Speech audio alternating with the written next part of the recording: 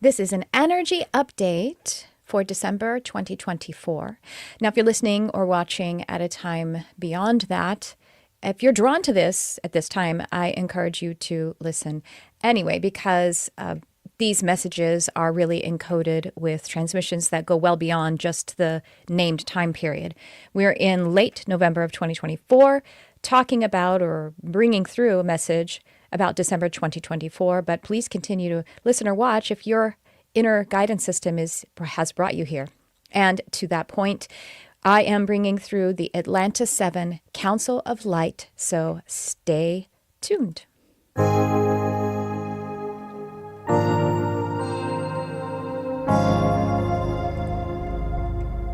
Hello and welcome to the Charmed Life podcast.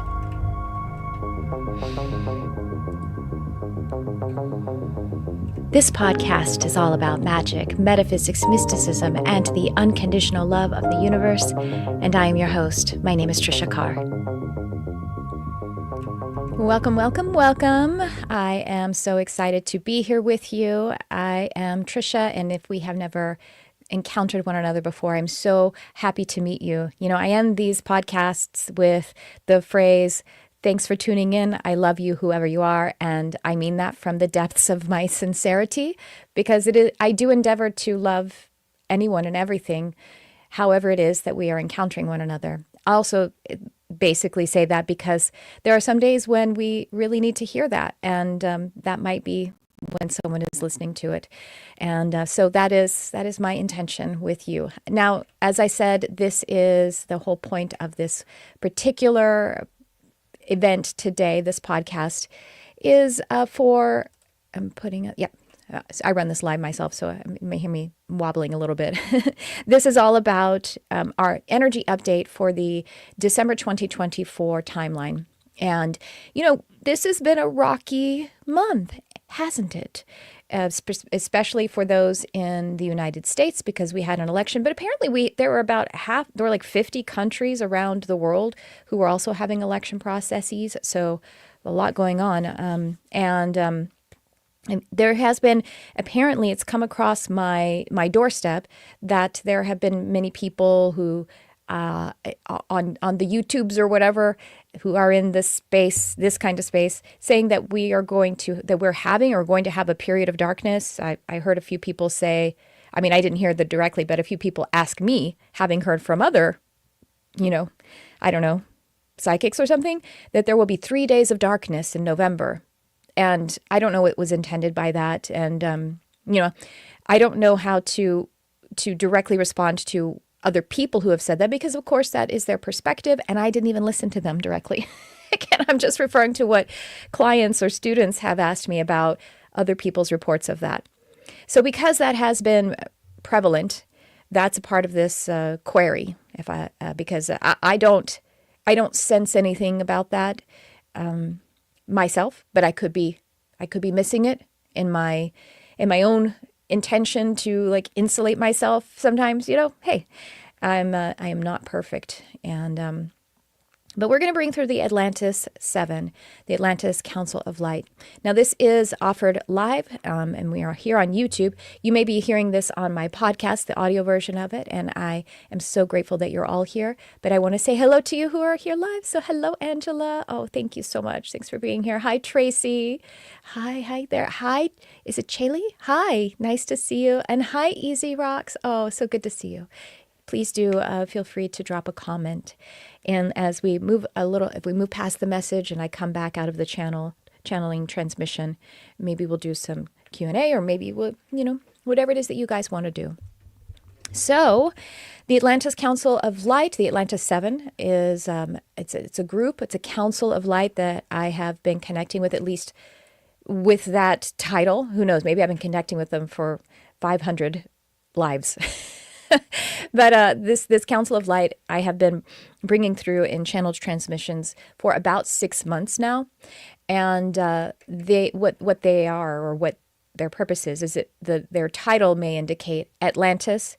These are entities who some may have been actually physically incarnated, and some may have been guides, not physically incarnated, and then some of the others are a bit more transdimensional, and we're moving between being physically incarnated and just energy.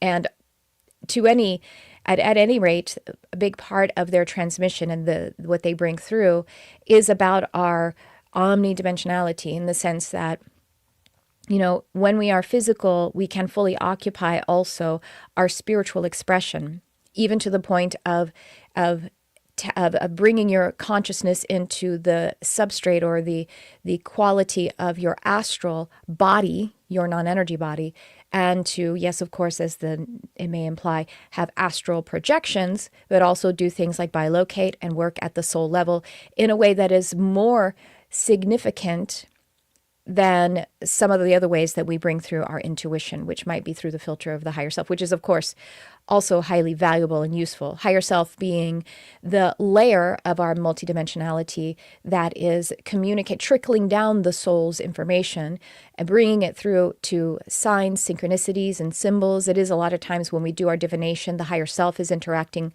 to help us to get the clues about the energy packages that are being delivered. And that is very important in our lives. And as we occupy our astral body, we can either transfer 99.9% of our consciousness into that and have out-of-body experiences, but we can also basically have bilocational experiences. And there is just a visceral quality to it that will bring us into more of a quicker, as if you will, if that's all right to say, speedier embodiment process. So yeah, faster manifestation. And also for the alignment with your path of least resistance, and that, so that basically we don't have to have as much suffering and be moving along the lines of what the soul blueprint actually has for us. Both validating our inner desires and helping us to release our beliefs about what we think we're supposed to do or be or create, letting those things go so that we can be more in that optimal soul alignment. So the names, in case you're curious about the Atlantis 7 Council of Light, the names they've given me are Lyriel, Andriel, Lord Gison, Mistress Dante, Sebastian, Rhea, and Sophia. And these, yes, you can connect with them. And the way they tend to, at least so far, communicate is as a collective, as a group. I don't know, sometime maybe one will step forward more than another. I turn it over to them whenever it is time. So I'll move into it here in a second. You're going to hear me breathing for a moment or two. And again, just to reiterate, the intention is to bring in an energy update specifically about the time period that we're in, December. Well, we're at the end of November 2024. So moving forward into the next several weeks and beyond. And also possibly addressing this period of darkness that some may be either feeling all on their own or have heard suggested from someone else. I'll take a sip of tea and then I will move into the channel.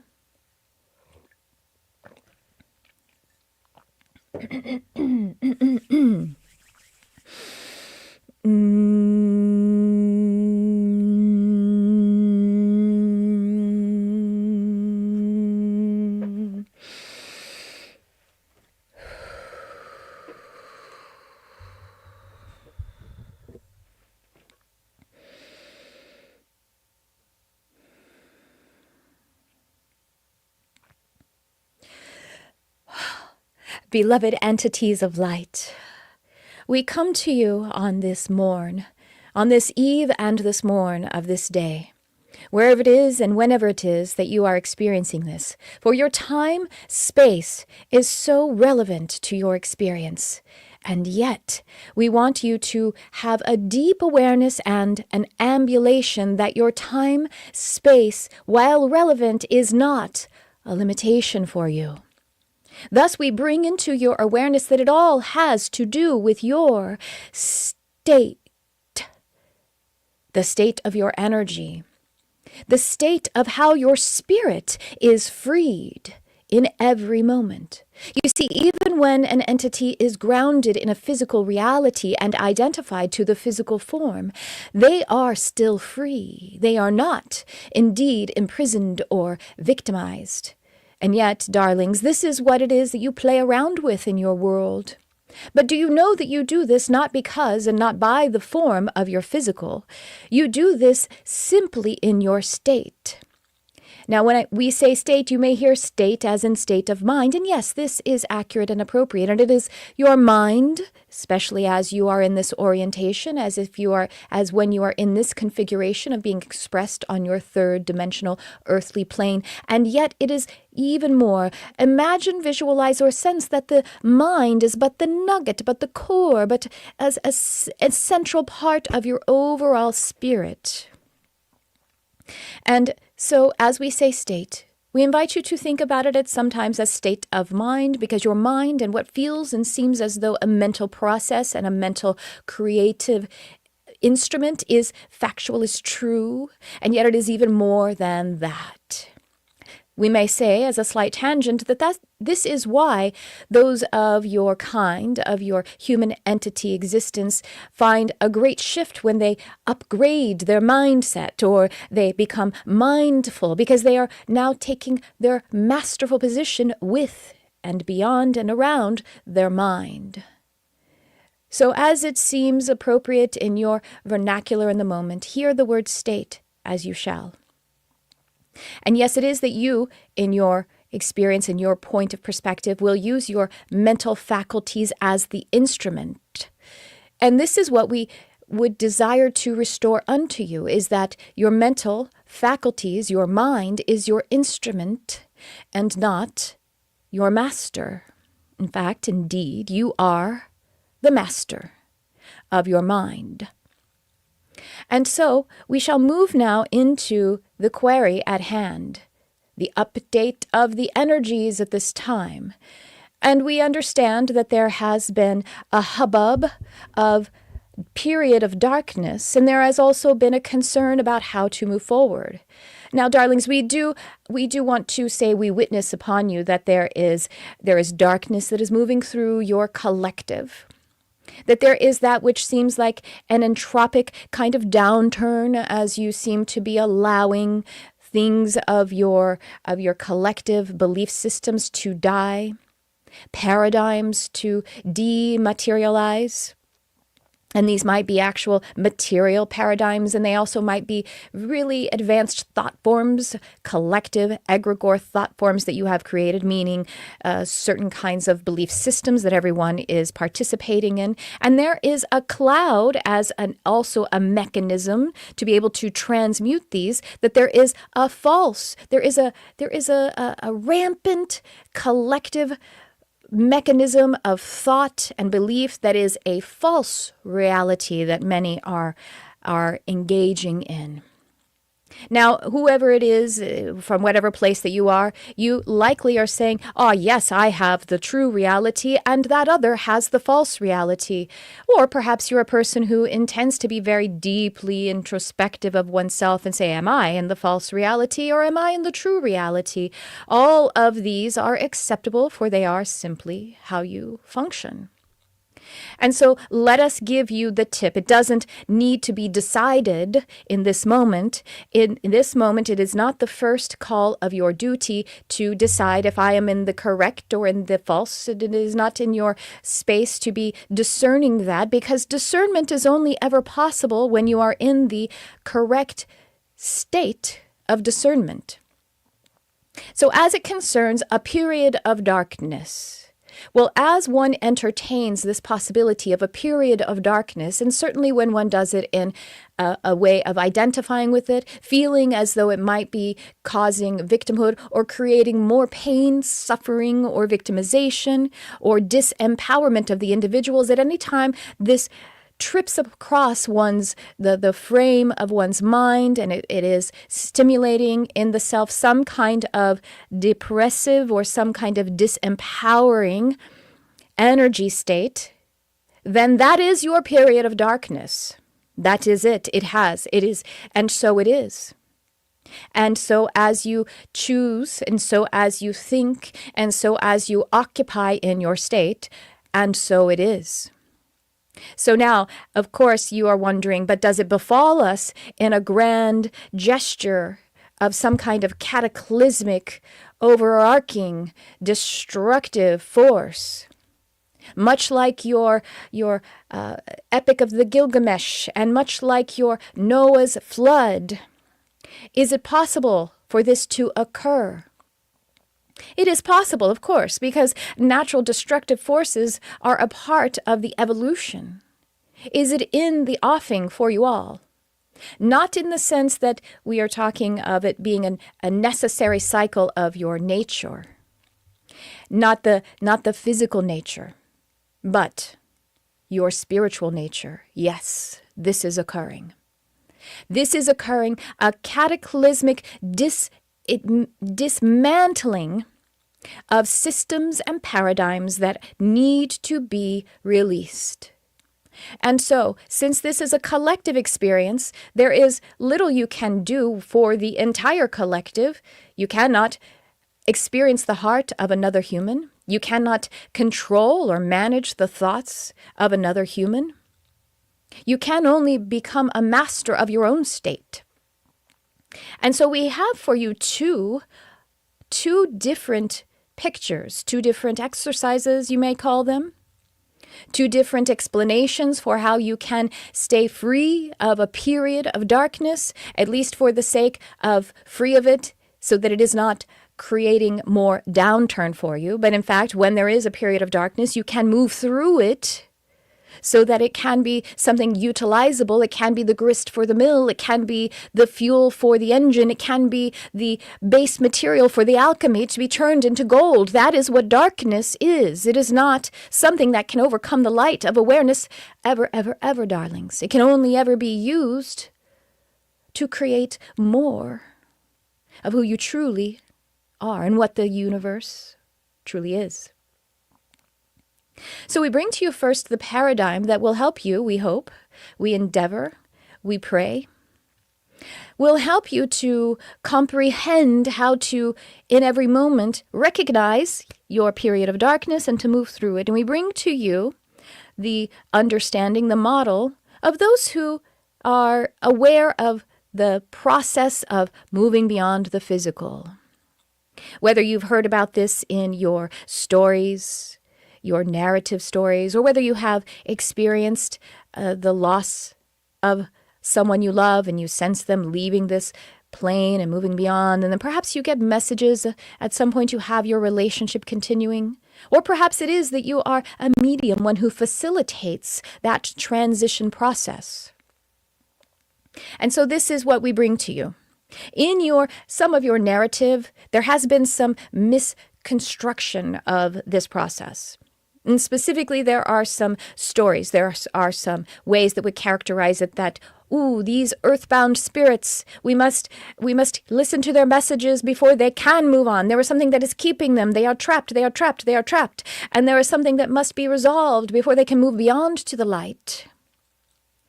And if you are a medium, if you are one who has ever encountered one of these beings who is in the offing, in the movement forward, not in the light yet, not in the physical anymore, that in-between space, that can be experienced as a moment of brief release and bliss, and so that one could move swiftly onto their path of light. It could also be experienced as a fearful dimension, one of chaos, one of that which is described in some religious architectural stories as hell. These are the recesses of mind. These are the collective spaces of humanity's mental collective body. And specifically, if we're talking about pain, suffering, and victimization, and dare we use that word once more, hell.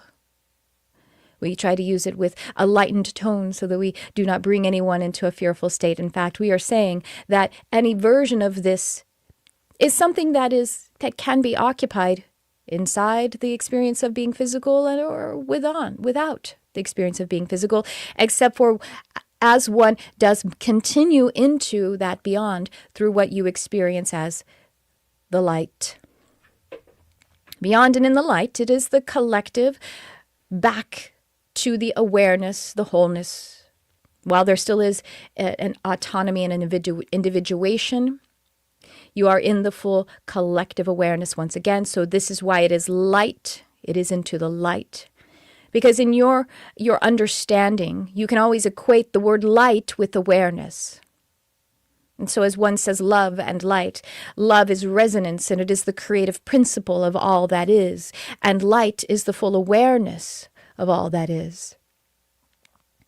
Thus, when there is an entity who is in the stepping through process on that threshold of just having detached the consciousness from the physical to move beyond, there is the moment, just as there would be, of stepping over that threshold. There is a layer, sometimes called Bardo, sometimes called fourth dimension. There is a layer that is intended to be moved beyond after one has disengaged from physical living. And the reason for this is because it is a utilizable dimension, but particularly as a layer that is being utilized and co-created with entities such as humans. And so it is a place of all kinds of mental thought. It is lower than your higher self frequency. It is within the sphere of your human mind and human mental capacity. And so as one is in this stepping over the threshold, not yet moved into the light, if one were a medium and they encountered this earthbound or this not yet transitioned spirit, the first job of that medium is to encourage for them to turn and look to the light and to continue. It is untrue, it is inaccurate, better said, that these spirits who have not moved on, they have to finish some business and they have a message for us. They are humans without bodies, darlings. They simply are lacking their full capacity of how they are configured at this time, and they must be collected unto themselves, collected unto their soul, into their full awareness. So you see, if an entity enters this dimension with much fear, and especially as this fear would be a 51 or 7, let us say better, usually more experienced with someone has a high frequency quotient of fear in their overall psyche, 70% or more. It could be a 51. They might have a brief moment of fear and then they can feel that freedom and bliss and the remembrance of their limitlessness, even in that layer. That is the point of it, is to be able to have a gentle transition, to find your empowerment even in that moment that you have released your body. The offering is to feel that you are free and that you can be free to continue. And that is in the moment that one is in an astral body, and it is something that, yes, you can experience as a physical human coming back to your body. And we digress back to that if one is more over holding a fearful balance within their state as a habit, that could be experienced as quite fearful. And if they show themselves, if they are made themselves known to someone who has mediumistic skills and sight, they can be greatly assisted by that medium who knows, continue to go to the light, friend. That is the only thing that you need to do. That is the only thing that you need to do. And any belief that you have some business here, that can only be done after you have been collected unto your soul and have your full awareness and your full capabilities restored to you. So, as we are giving you this full process, we want you to know that this is available to you in your walking around in your physical form. You see, anytime that your mind is dwelling in the fourth dimensions, particularly in the layer of the fourth dimension that is chaotic and fearful, you are, whatever version of it you may be comfortable with, in your hell. And it is never a place of resource for you. You are not fully embodied, and you are not fully in awareness of the light. You are somewhere in between. So if we can impart anything to you, we would love to transmit into you right now and give you the activation to notice in the moments that you are in fear or chaos and you feel disempowered or victimized, that the only thing you need do, just like a medium transitions an entity to the light by the encouragement, is for you to be your own medium and to encourage yourself to your full awareness of light. Because, darlings, even if your life were literally threatened and you were actually in a victimized position, you would click over into awareness if this were naturally happening. You would not stay in fear as you're the physical instruments that you are. You would shift into another gear and you would find all kinds of resources to continue to live in fuller awareness and to fight or flee in a proper sense, but in an arrested inter-between of fight, flight, or chaos or fear. This is not your full capacity. It is you limiting yourself. So number one job every single time that you are in a period of darkness is to move to the light in your awareness. Allow the light to come and process the darkness. We are not saying to ignore that there is darkness, ignore that there is downturns. This is a part of your nature and it makes you stronger. We are saying to not let it be your total belief. At least not for very long. You might dip into it here and there. It is your journey. It is how, again, you are turning base metal into gold. It is the grist for the mill. It is the overcoming which makes you stronger. But please do always remember when you are in the period of darkness that all you need to do is hold its presence and dip one toe into the light and let the light come and overwhelm the process as of a flame being able to be turned up in an alchemical brew. And so you always have what you need.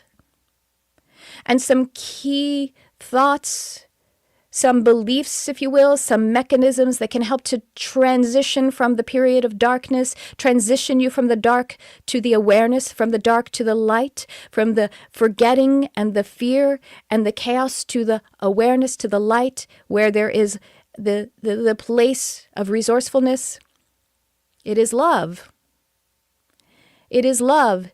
It is remembering that love is always the creative process. It is remembering that love has brought this to me and has not abandoned me. Love is here. Love is giving this to me. And so I wonder what good is coming of this. I wonder what love is coming of this. I wonder what light is being opened unto this, in this darkness that is already dawning into the brilliance of the all that is love and light awareness. We said that we have two paradigms, two exercises that we will offer. This is one, to cross over, if you will, your psyche, to cross your mind back over into the light, at least to see and accept the tunnel of light that you could cross into. And we also would like to give you another design of what you can do. And that is to see that if you're having confusion, chaos, and maybe it's not as rampant as you might think is a period of darkness, but it might be a moment of stress or worry. And of course, we love that humans have said that worry is praying for the thing that you choose not to happen to happen. We love this. This is accurate. This is apt. And you move out of your worry. Each and every one of you who come to this, who are listening and watching in all time space, each and every one of you have moved from the prayer for the thing you prefer not to happen to the prayer for the thing you prefer to happen. And so congratulations, darlings. You have figured it out. And so we give you another tool of how you can figure it out if you choose. This mind that we've been talking about, the tool of it, the faculty of being able to create thought instead of letting thoughts seem as though they are creating you, is to see this as the passenger. If you are your true awareness, if the soul-aligned aspect of you seated with this form, that fuller awareness is the driver. And then if you can soothe the passenger who might be in a panic, who might be in a state of worry. They aren't driving. They can only interfere. They can only distract.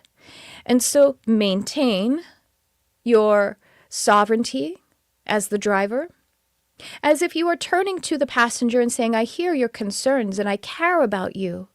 And I want to let you know that we will make it through. We will continue on this journey.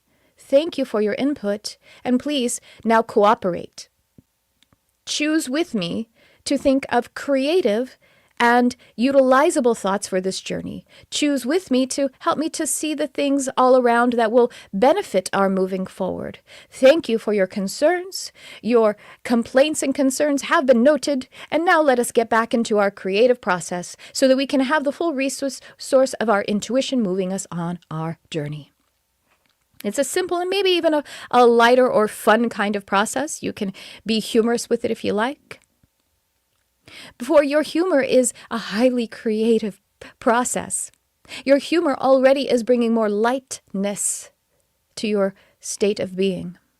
Now we're not asking you to diminish things that are important to you, to diminish someone else's pain. Of course, that would be something akin to bypassing. We are talking about you being able to take your state of feeling victimized or worried or powerless, and to see if you can lighten it up a little bit. This is something that is really interesting, we might say, because it is so creative, such a powerfully creative, and yet at the same time mundane tool that you have as humans. And that mundanity of it is just that it happens all the time, and that is your capacity to use humor. Humor is something that seems to be, it's not very magical or mystical or mysterious. It is indeed. It is a beautiful mystery that is available to you in each moment. So we leave you with these tools to say that as you move forward into this time, December 2024, that we ask you to continue to call light into your being, to cross over your dark fears and beliefs, hold them in awareness, see what they have for you to be that base metal for the alchemical process. Do not put them aside or repress them. No, that is not what we are saying, but to surrender to them in the moment while having the sovereignty of your full awareness, and then having your capacity to be in full surrender and full responsibility, meaning your ability to respond to what is and responding with your creativity. Creativity and intuitiveness are one. Moving forward this way, one moment at a time. Yes, be more mindful. Yes, allow your mind to be freer of the distortion, distraction, and static. Opt out of that which is indulging the darkness, creating more fear. And one of the ways you can see this is by blaming another. There are different ways to confront things that need to be shifted. And the best way is to have compassion, kindness, and to be truthful to the heart of the matter. And it is always the heart, for that is who you are, accessing the heart of the matter that you are. The heart of the matter means your physical reality, and the heart of you is how you can move forward. Your heart is your instrument for love and direction. How do you move forward into December 2024? Come into loving and accepting yourself exactly and purely as you are. Ask your mind to be the passenger and the creative instrument, the junior partner in the process. Love yourself, and from that place, love another, and move forward with more awareness. Move forward to and with and into the light. As we release the Council of Seven, the Atlantis 7, we bring in the angelic realm to remind each and every one of you that you are flanked with angels. You have partnership with the angelic realm at all times. And every time that you ask for support and assistance from the angelic, it is every time. And so we might ask you to advance You're asking for help and support, asking for a message. Advance that asking into simply affirming.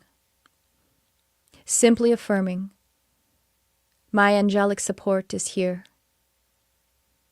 Because you are not separate from the archangel who has composed the omnidimensionality of who you are all the way down to your toenails. You are not separate. You are held. Your life will not be cut short accidentally.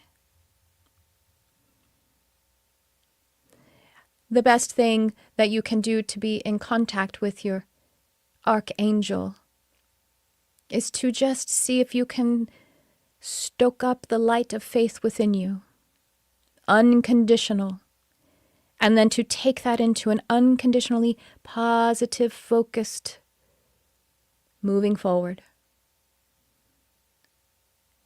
As we close this transmission, we hold an energy that we are charging up with as much love as we feel that you could tolerate. And so as you would like to choose to invite and allow as much love as you can tolerate, you may speak this affirmation in your heart. You may simply say yes. And so we deliver it.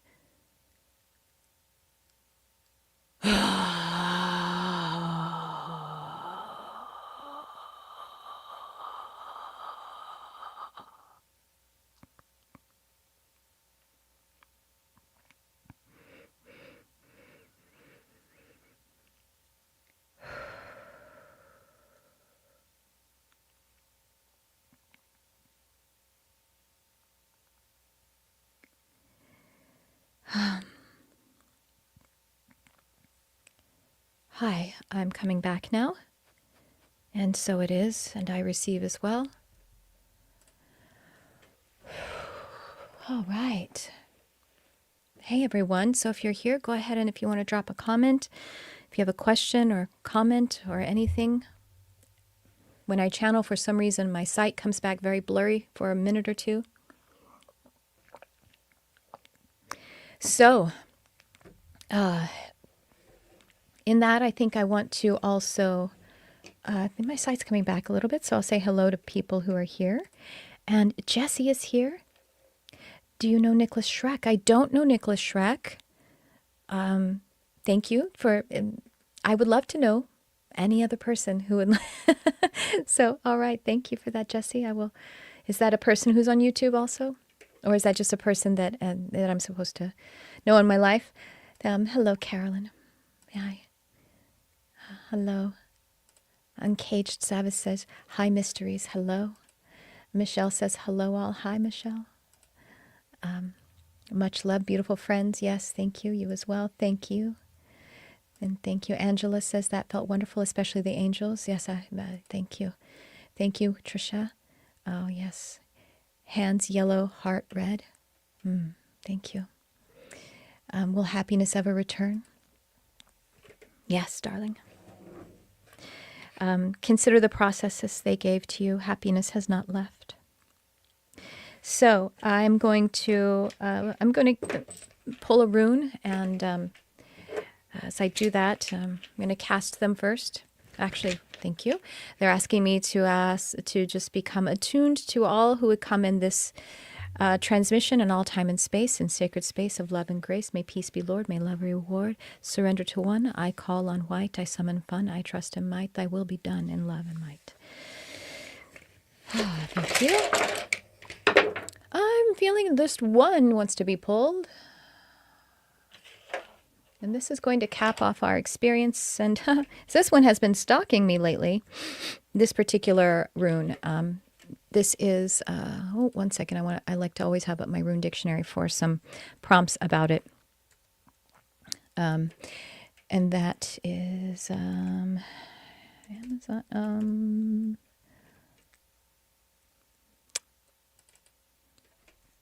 I'm trying. Gosh, my mental faculties haven't come back. I'm trying to remember the name of the. Oh, Kindle. That's what it is.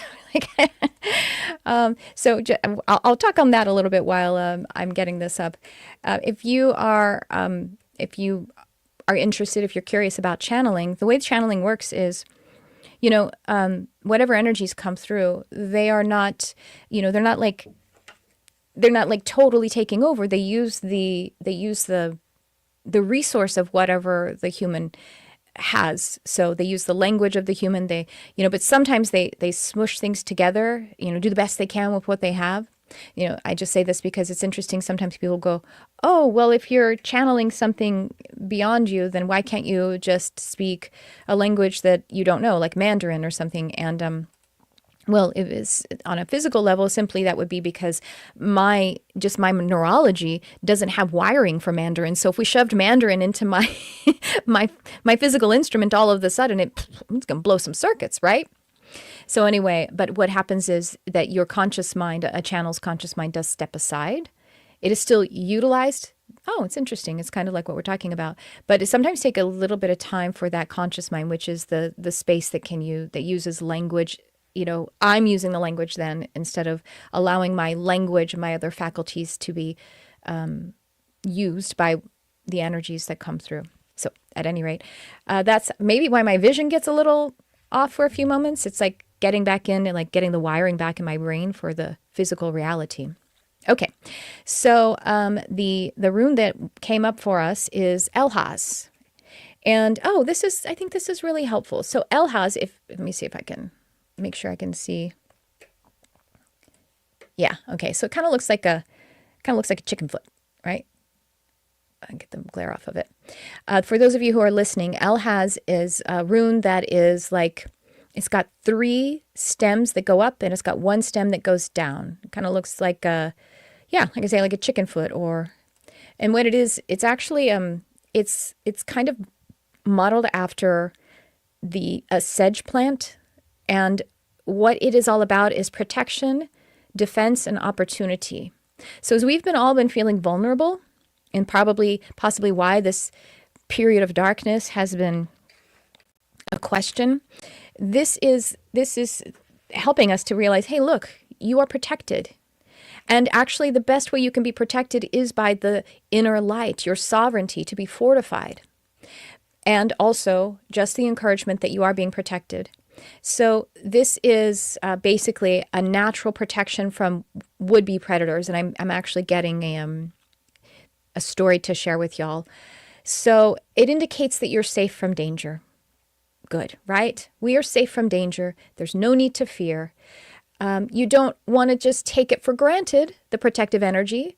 You don't want to be reckless. It doesn't mean that there's no danger present at all. It just means that you're safe as long as you remain clear-minded and in touch with your intuition. And the best way to stay in touch with your intuition is to not believe in fear and victimization and to cross over into the light, as they were sharing with us. And that will hold a positive outcome. And positively focusing always brings a positive outcome. So it has been also interpreted, it can be interpreted as reaching up to the divine because it has those 3 spikes reaching up. You might think of it as like the head and then the 2 arms reaching up for support.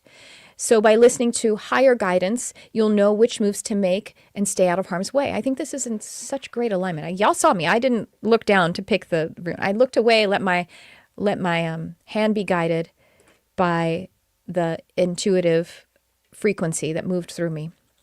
So Elhaz can also refer to an upcoming opportunity. And that is what any time that we feel as if there is a challenge around, a challenge is always an opportunity. So an upcoming or even just present right now, this is an opportunity and even as a quest. So I love this. This is actually an opportunity to journey in some way and to take some kind of venture. Let your intuition guide that. We have to be in touch with that intuition. And your fear is never your intuition, by the way. We might get intuition and then become fearful, but it isn't the fear that is the intuition, right?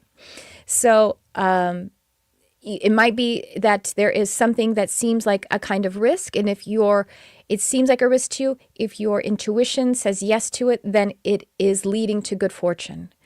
So basically, overall, we have protection from negative energy and people, protection of property, and so our survival and our survival needs, and we can strengthen friendships. And y'all who are in astral mastery will like this. It's also the magical use of it is for astral communication. And so we go back to what I was talking to at the very beginning of this video before I went into the channel. So amazing. As I was talking about bilocation, transferring a portion of your consciousness into your astral body so that you can communicate astrally, which is much more than just divining messages through symbols and signs. I'm not saying it's better. It's not what I'm saying. But it is a greater occupation of it and can yield a speedier embodiment and manifestation. So, by the way, I want to make an invitation, and I thank you. I see that we have some comments that I have a course, but it's so much more than a course, honestly. It's a course plus a million other things. It's Astral Mastery.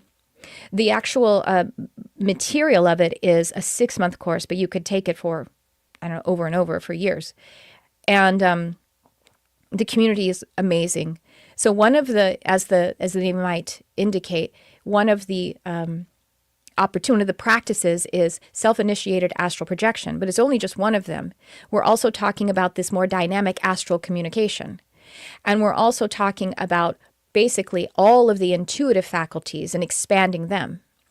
And it's a community, and you can take it one of two ways. You can take it as an observer so that you can come to all of the live classes and just the way that we're presenting them here. Or you could also become a part of the full coaching experience. And if you register now before December 13th, you become a founding member and you have access to it forever. So there's that. And it's down below, but I just wanted to highlight it. Okay. So let's see. What does Tracy say? Pretty sure I went through 3 days of darkness last week and whoa. Oh my gosh. Yeah, I think, yes, we did. So you're right. But it wasn't as literal as I guess some people were reporting it. The reason I say that, I heard this secondhand.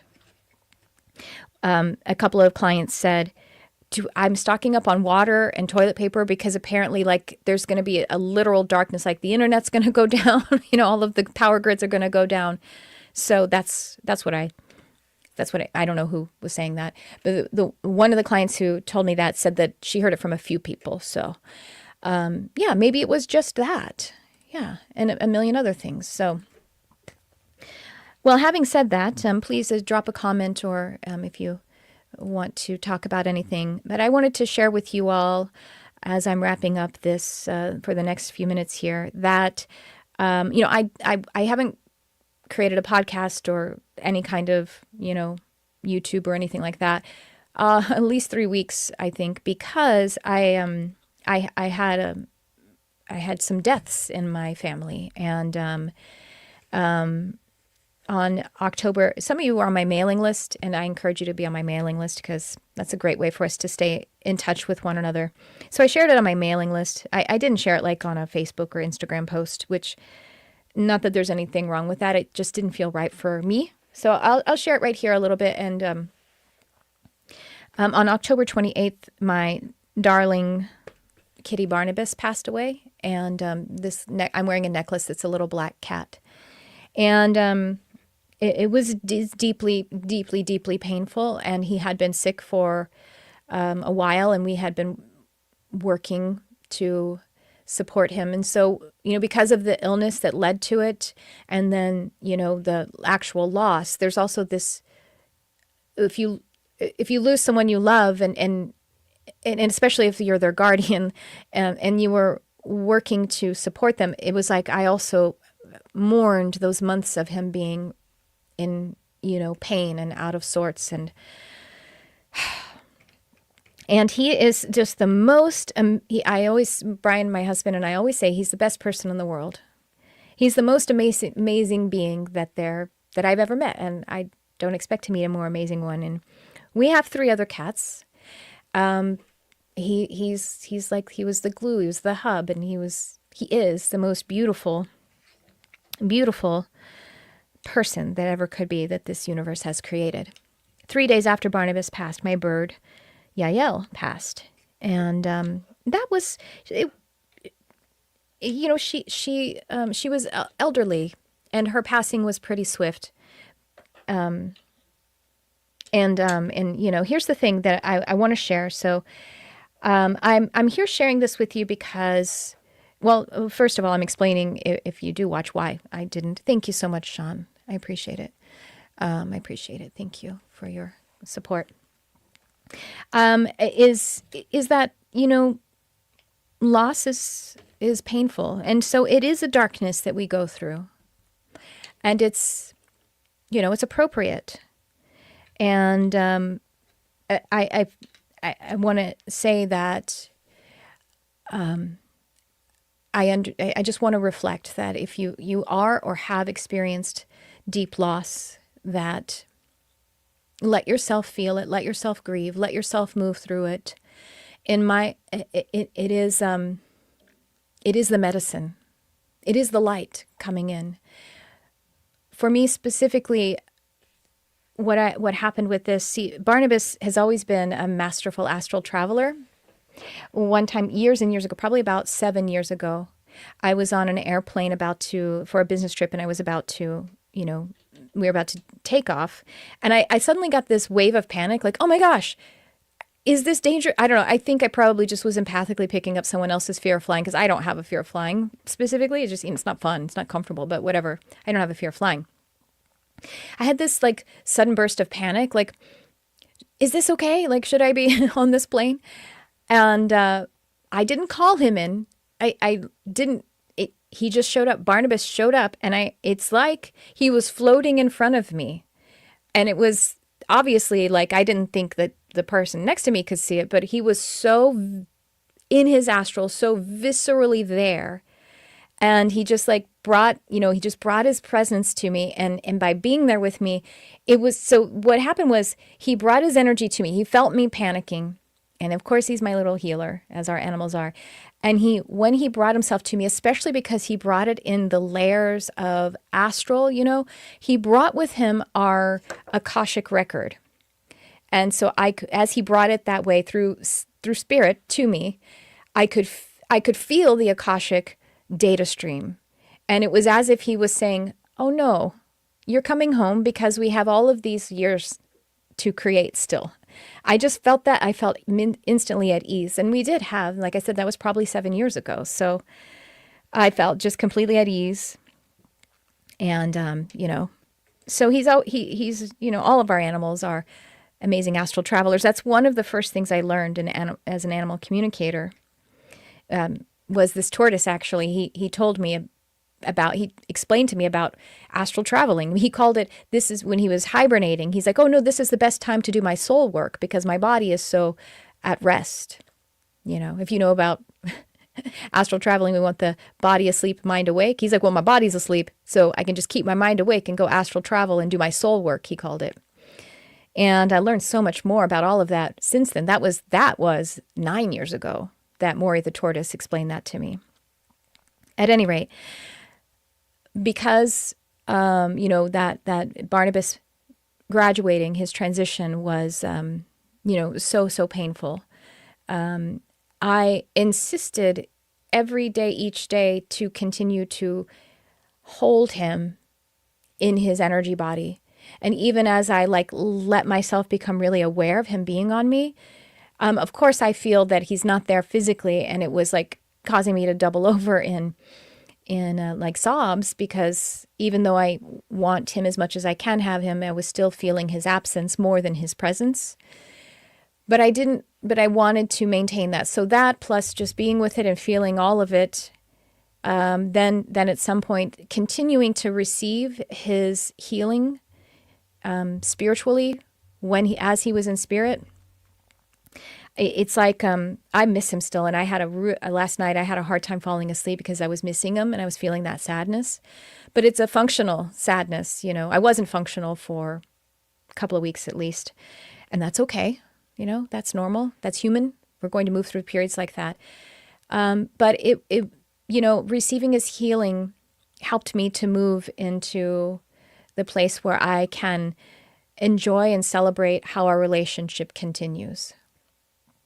And so, that's where I am. And I just wanted to share that with you all because your animal family, if you love animals, then I just want to hold space with you on that. And if you move through transitions, just know that it is appropriate and it is beautiful to grieve them, and know that also they're with you. They don't depart. In fact, they have greater access to you because they aren't, they don't have to rely mostly on their physical bodies. They can be in their astral bodies, the way that Barnabas, did for me on the plane, like all the time. That's what they'll be doing now. Okay, that's all I wanted to share with you. Thank you so much. And hi, Carolyn. Yeah, they're here for you. Oh, thank you.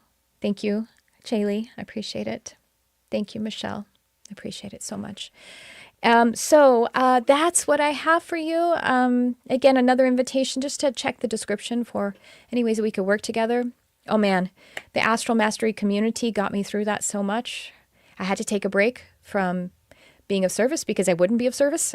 And I definitely didn't want to just take away. It's like I want to try to be here for someone else when I can be in some kind of clarity and some kind of wisdom from the process. Oh, thank you. There's one other thing to share, and that is that our animals, they're really remarkable when they pass. They tend to use however it is that they pass as an opportunity to transmute energies for their beloveds. And so, you got to see that in the right perspective, because someone else can think like, oh no, it's my fault that my cat has passed away from kidney failure because I haven't worked on my sacral. No, that's not it. In fact, the transition, and I love to call it the graduation, is a natural part of the soul's progression to, and so they take that as an opportunity to take through their physical transmutation process something relevant for you. When my cat Aramis passed away, he has been gone about 13 years, actually, because he left at the same time that Barnabas came into my life. He actually took, one of the things that he manifest as his transitional, transmutation to move from physical to non-physical. He had the first illness was he had a lesion on his brain that was pressing against his optical nerve, so he had lost a lot of his sight. So he was transmuting third eye for me. And then also he kidney failure, which is common for cats. And so then that's sacral and also root. It's right in there. And so with Aramis's passing, he actually triggered a spiritual awakening for me. And so he did transmute stuff from my third eye. And then also at that time, he had just gotten me over the threshold of something really, a big transition in my life. And so that's also the survival energy of those lower energy centers, just to put it in context. And so Barnabas, the leading illness that he was using as an opportunity was first with this, he had a chronic sinusitis, and there was other underlying issues, but this chronic sinusitis was because he had E. coli that he couldn't eradicate. And you know what I mean? Like his immune system should have been able to fight it off, but he couldn't. And so what's interesting, if you look at the symbolism of that, E. coli is a bacteria from stool, from waste, from feces. So it's like, pardon my language, but I'm like, I didn't even recognize this until after he had passed. But for a couple of months before, I had been wanting to decondition my head center, and in human design, the undefined head is, the shadow of it is paying attention to things that don't matter. So I was like, after he passed, I was like, oh my gosh, he was helping me with that process because he was transmuting shit that I could take into my awareness. You know what I mean? Like he took that out. He took that with his passing. Then he also had, he had inflammation in his gut that we couldn't get under control. So then, of course, that's solar plexus emotional and all of that, So I'm so grateful. And I felt this immediate relief and release from this really profound fear that I carried around about being able to take care of my animals. Just like, a parent would be carrying around a fear of whether they could take care of their children. I just don't have human children, and animals are my everything. And it's not that I don't, I still have that as an urge and as a guardian and as a steward, but I had a kind of really alive fear about it that was in my energy. You know what I mean? Like I had this, and it feels much more soothed. I feel just present, and I feel like, we did it. We did what we were here to do, and I can trust that every moment I loved Barnabas and was doing the best I could. I know I didn't hitch a single second in loving Barnabas and intending to take care of him. And so, in fact, it all worked out. All right. That's all. I just wanted to share some insight about that. And yeah, that's what I have for you. So, we got a couple of beautiful comments here. Oh, Chaley says, I was blessed to have my soulmate pug, Sonny, with me for 13 years. Oh, someone kidnapped him. I'm so sorry. Oh, I know it does. I miss him every day. I'm so sorry. Maria says, my canary transitioned. I'm so sorry. And I felt immediately he helped me transmute something that I was keeping in my heart space. He helped me open my heart. I knew Canary, Tico is his name, was here to help me with that. And that's why he was on my path. Maria, that's so beautiful. That's so beautiful. Thank you for sharing. I also had another loss that was so significant for me, and it was my cockatiel. And that was 16 years ago. And I actually, when Yael passed, who was my bird, who passed on November 1st, Barnabas, my cat, passed on October 28th. Yael passed on November 1st. It was a tough week. I instantly felt my cockatiel, her name was Shale, Yael and Shale showing me, it's been a 16-year process, but I really had a greater clarity about what they helped me with too. So, it just keeps on. Like Shale's been helping me, well, and then she was with me for 16 years before that. So Shale's been helping me for 32 years. Yeah. Thank you so much. Thank you for taking care of one another. I'm just saying that on the comments, everyone is saying, sorry and holding each other in support. Okay, then. Well, thank you for coming. That was a kind of a lot of a podcast. I hope you enjoyed the Atlantis 7 Council of Light transmission. I'll probably cut that out and have it as a standalone video in case that's easier for people to find it. So that is what I have for you. I'm so grateful to be connected with you. Thank you for shining your light on our beautiful world. We need your light. Thanks for tuning in. I love you, whoever you are.